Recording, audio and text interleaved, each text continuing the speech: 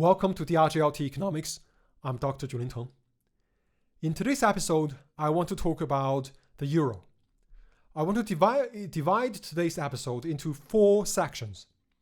In the beginning, I want to talk about the history of the euro. And then I want to move on to monetary policy.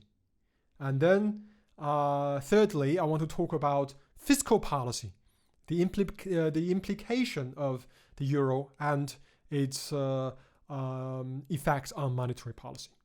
And finally, I want to talk about money printing and what may lay ahead for the euro. First things first.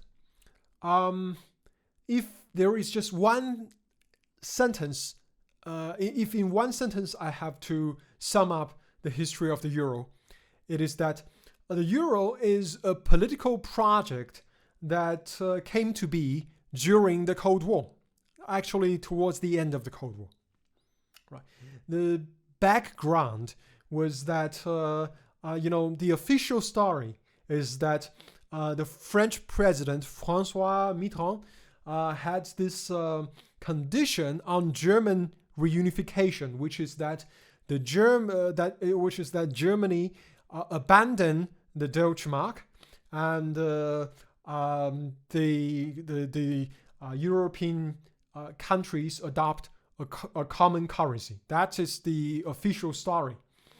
But if we, of course, look at the backgrounds of those politicians, they came from an era from the 50s and 60s, 1950s, 1960s, of an era of reconstruction where the enthusiasm for an integrated Europe became especially high, especially in some parts of Europe, particularly in France. There was this feeling that Europe should become its own individual pillar and be somewhat more independent in the Cold War environment. And nobody was more, iconic in this drive than Charles de Gaulle, who basically took France out of NATO. And this probably is not a story that a lot of current modern day people, young people probably don't know. They thought probably France had always been in the NATO, but that's not really the case. And for a very long period of time, France was one of the only countries that did not have U.S. military bases in the West, in Europe. So it was from this era that arose Francois Mitterrand. So what he was really looking to achieve was the federalization of Europe and an eventual integration of select European countries into a single country, sort of like the United States of Europe, right? That is their model. And the backstory that has been told by the former former Greek finance minister Yanis Varoufakis many times. I've seen him talk about this on several occasions, which was that the original condition that Francois Mitterrand raised was that for Germany to reunite, they should push forward a process towards federalization, including not just the euro, but also a common European budget, right? And basically, so not just the fiscal side of things with the euro, but not just the monetary side with the euro, but also the fiscal side with a common budget. And the reason, of course, is that if you well, I will talk about that in the next sections. Basically, it doesn't work if you have the monetary policy integrated, but not the fiscal policies. They will not work. No country can work in this way. So that was his original idea. But the German Chancellor, Kohl, I'm sorry, I can't really pronounce that name very well.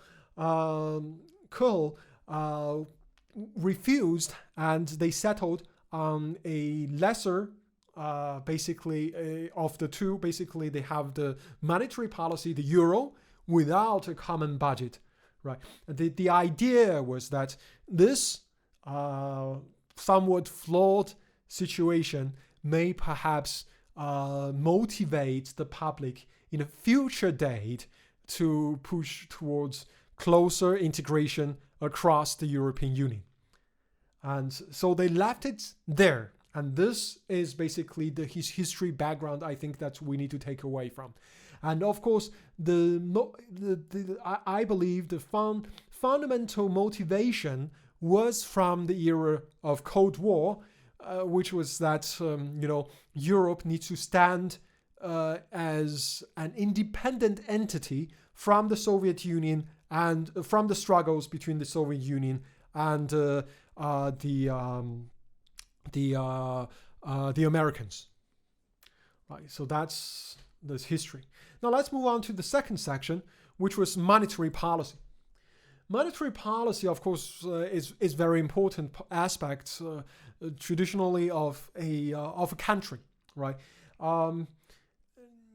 Before 1971, money was usually backed by some assets, which for the hard currencies, right?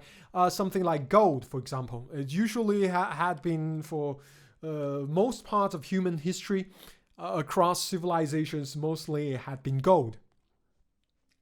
Now, with gold, there was this argument. There was in the early 20th century, there was this argument that in the United States, which was that gold is a little bit less flexible. It does not. It cannot. Help us use the lever of monetary policy to cool down the economy when the economy overheats, or reignite or kickstarts the economy when it's slowing down, right? So that was the original rationale for the Federal Reserve. And of course, the similar rationale has been used to justify a currency that is backed by gold, but not 100% backed by gold. And therefore, that's the genesis of not necessarily fiat currency, but let's say the precursor of fiat currencies. But that is not entirely true, right? Because unless your currency is gold, 100% gold, or your currency is 100% backed by gold, you do have some control over the monetary policy. And even if your money is 100% gold, because the central government, the central bank, has a reserve of gold, right? They can control whether this gold is flowed into the economy or if it is collected and stored in the reserve. So there are ways to control the amount of currency that is in circulation, even when there is hard currency. And of course, with fiat currency, it is even more. But here is the problem with the euro. The euro, by centralizing monetary policy, takes away the lever of monetary policy from every single country in the eurozone, right?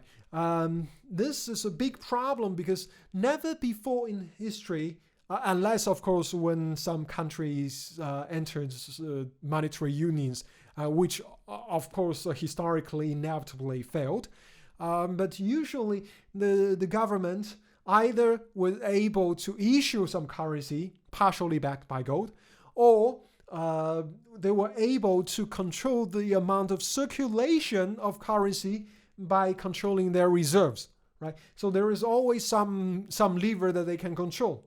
With the euro, they no longer have this control, and this is dangerous because, of course, if the entire European eurozone economy is completely homogeneous, then that will be fine.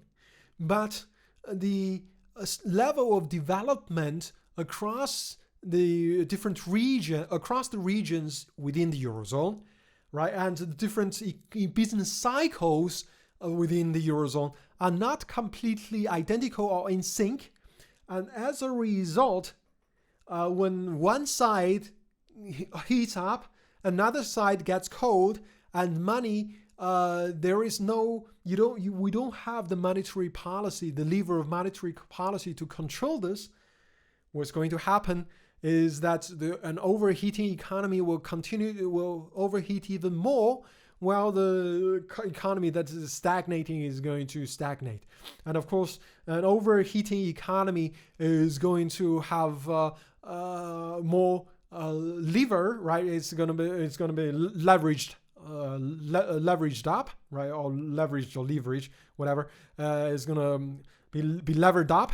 And what then happened was what happened in the 2007-2008 crisis. And then, of course, because there is no control of monetary policy, Europe just simply is unable to recover. And those countries have never recovered, right? The countries that have been hit the hardest. Of course, much of the blame must also be laid upon the German chancellor, right? And her policies, which were basically, I think, quite selfish, right?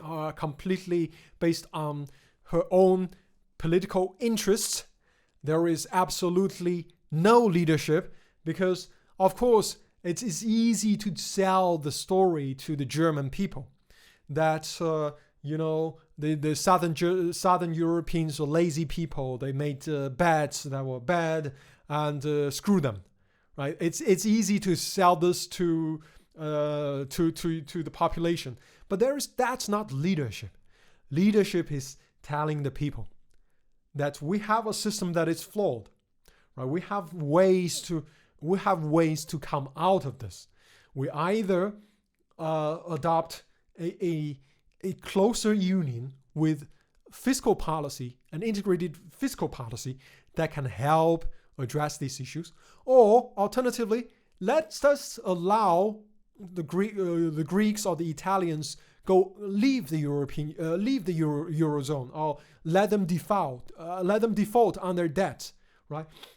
There are ways to address these issues, and of course, there's always going to be losses. But guess what? When you have adopted a political project that does not that disregards economic realities, then there are prices to pay sooner or later, right? So that's the discussion of monetary policy. Now then, let's move on to the third part of today's episode, which is fiscal policy. Now, there is basically, I would say, again, here I think it's something that is even aggravates the situation. What really aggravated the situation was, I think, the incompetent and completely bureaucratic European Commission. Right? What do they do? Well, what did they do? Well, what they did was that they created a lot of programs that encouraged irresponsible fiscal policies across the European Union, right? And especially across the eurozone, which was where the contagion ends, right? They basically rewarded irresponsible spending because if you remember, I don't know if many people remember, but 12 years ago, 13 years ago, I vividly remember reading that Spain was projected by 2030 or 2040 to be the world's, I think perhaps one of the biggest economies, one of the strongest economies in Europe. And that I think by 2050 or 2060, it is going to be, I don't quite remember, but I think probably surpassed France and perhaps even Germany. And that was based on deficit spending, right? They had a lot of deficit spending, and of course, since they had this fascist government for several decades, and afterwards they joined the European Union, and then they got all this money. So of course they're coming from a bad starting point, a low starting point. Their growth rates were very high, and based on that projection, people were thinking that Spain was going to be number one, right? And similar stories, similar rosy pictures were painted across southern Europe because the European Commission created all these incentive programs, and all the politicians who perhaps don't have much understanding of economics, and perhaps don't even have much knowledge of economics, and perhaps don't have much interest in anything other than their own power. And they were on a power trip, and that was the result was that they were reckless in their spending, and so that was also one of the triggers. One of the reasons why the eurozone is in the mess it is in today. But of course, if going back to Francois Mitterrand, if the euro had been introduced, together with a common European budget that is responsible, that is based on economic realities rather than the political interests of corrupt politicians on power trips, it will be completely different. You see, that Europe is in the situation it is in today, Europeans can only blame themselves, right? Perhaps they're politicians, but of course they elected their politicians. So that is, I think, a distinction that we need to be made, right? It is different from, say, India. You see India in 1950s. It was such a poor country, and Indians blamed the colonizers, the British. And I think to a large extent they were right. Of course, the British did not have the Indians' interests in their mind, right? And but of course later, since the British had left, the fact that India still has not developed, has not realized its full potentials, then increasingly they have to blame themselves. And the difference here is that Europe was not colonized, and so they have no one to blame but themselves. And finally, the last section of today's episode was money printing. As I mentioned in, I think, a few episodes ago, after 2008, the United States was the first that started to print money in what is the so-called quantitative easing. This Ben Bernanke character was, I think, really a very cynical character. You see, this guy, he said publicly before the housing crash, he said there was no systemic risk. And of course, after there was a crash, he said, of course, let's learn from the Great Depression, and let's do quantitative easing, blah blah blah blah blah blah. And of course, all the problems in today's economy, a large part of it can be attributed to quantitative easing. And it was in this context that Europe, having suffered from America's export of inflation, but had no benefit, decided to do their own version of quantitative easing. They started to print money themselves. I think one thing we need to understand, perhaps two things. One is Ray Dalio said this. Ray Dalio is the founder and I think maybe he's a co-CEO or chief investment officer or whatever of Bridgewater Associates. He said this. There is one. He invested the history of hundreds of years, right, across different countries. There is a single most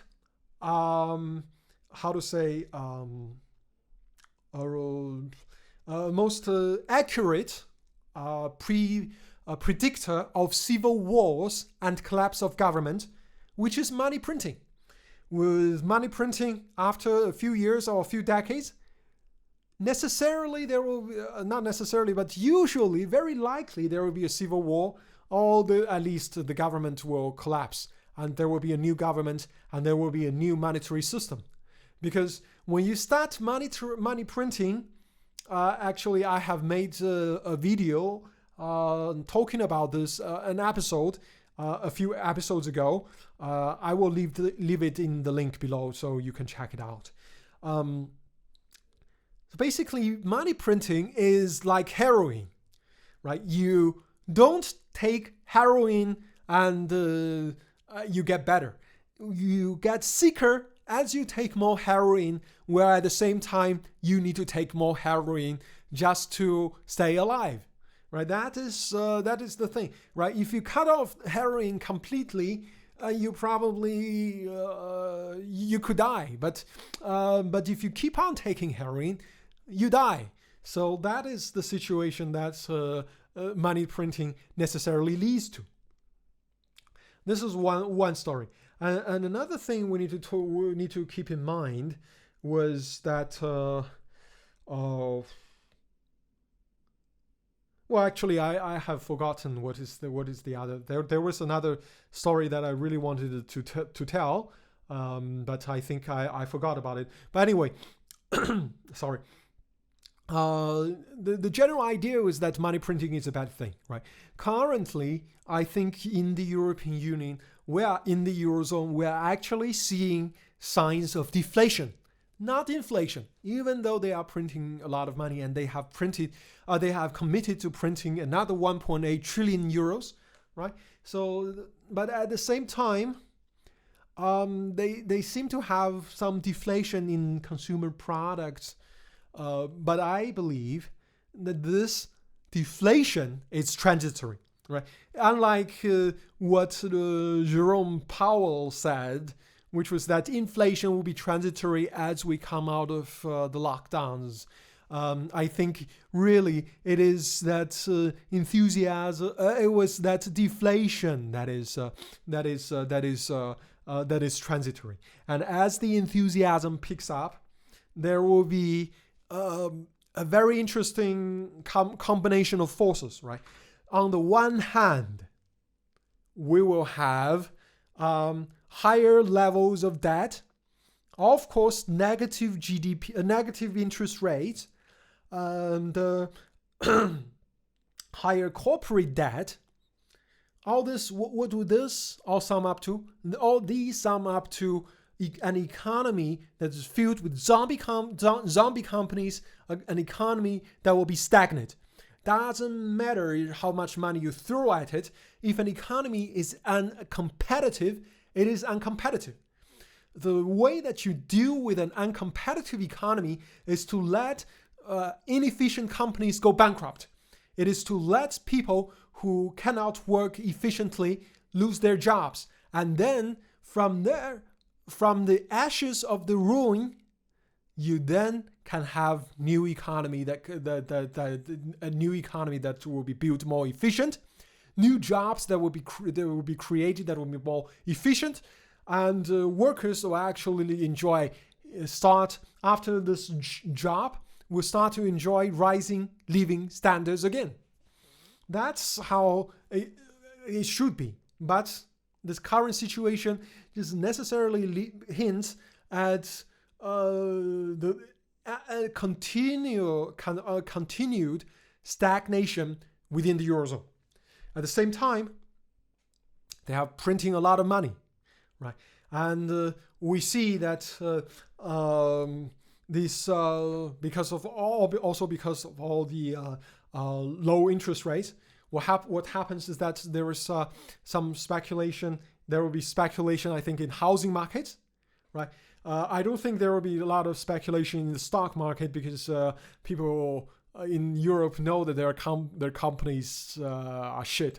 If companies are shit and they don't make profits, they're not going to be able to pay dividends. And if they don't pay dividends, and instead when you have shares, you could be taking haircuts, right? Because you see, the thing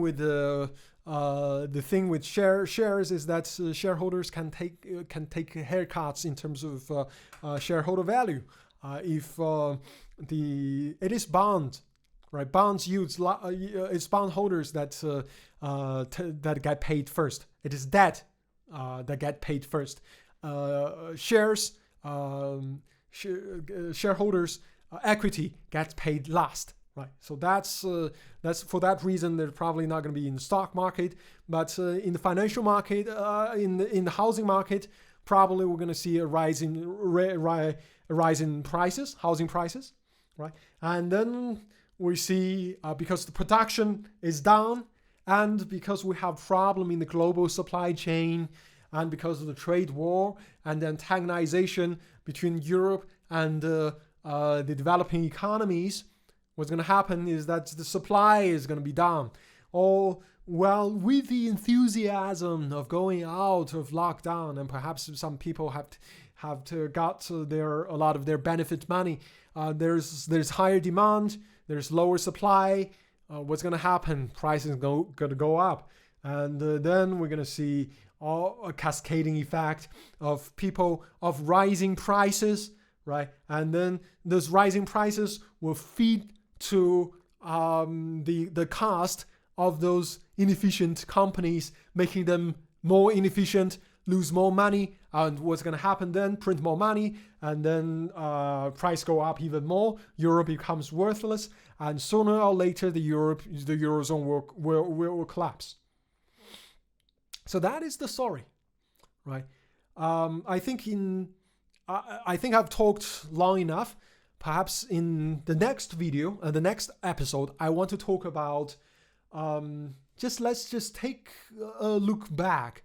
What could different leaders, not politicians, leaders have done? What could they have done at different stages of this crisis that might have made a difference? And I also want to give my thoughts on what can still be done to mitigate the crisis, and discuss, of course, if it is possible to rescue the eurozone.